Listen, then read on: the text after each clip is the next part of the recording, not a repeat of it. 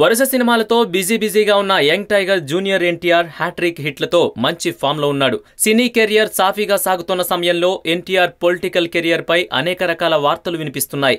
గతంలో 2009 ఎన్నికల్లో టీడీపీ తరపున ప్రచారం చేసిన ఎన్టీఆర్ ఆ తర్వాత నుంచి టీడీపీకి దూరంగా ఉంటూ వస్తున్నారు. వరుసగా సినిమాలు చేస్తూ సినీ కెరియర్ పైనే పూర్తి దృష్టి సారించారు. ఏపీ సీఎం చంద్రబాబు నాయుడు, హరికృష్ణ కుటుంబానికి మధ్య విభేదాలు వచ్చాయని, అందుకే ఎన్టీఆర్ టీడీపీకి దూరంగా ఉన్నారనే ప్రచారం జరుగుతోంది.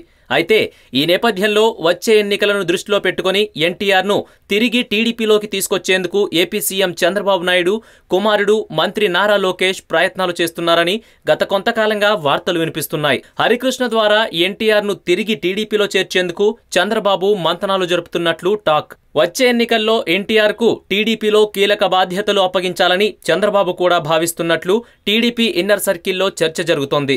ఈ క్రమంలో మరో వార్త సంచలనంగా మారింది. జూనియర్ ఎన్టీఆర్ ను టీడీపీ జాతీయ అధ్యక్షుడిగా చేయాలని సీఎం చంద్రబాబు నాయుడు, లోకేష్ కోరారట.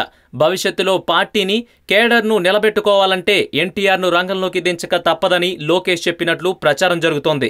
దీంతో పాటు టీడీపీపై వచ్చే విమర్శలను తిప్పికొట్టాలంటే ఎన్టీఆర్ సరైన నాయకుడని లోకేష్ చంద్రబాబుతో చెప్పారట.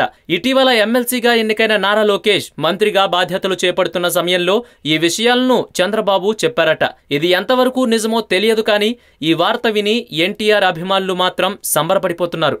ఈ వీడియో మీకు నచ్చినట్లయితే లైక్ చేయండి, షేర్ చేయండి. మరిన్ని అప్డేట్స్ కోసం మా జనహితం టీవీని సబ్స్క్రైబ్ చేయడం మాత్రం మర్చిపోకండి.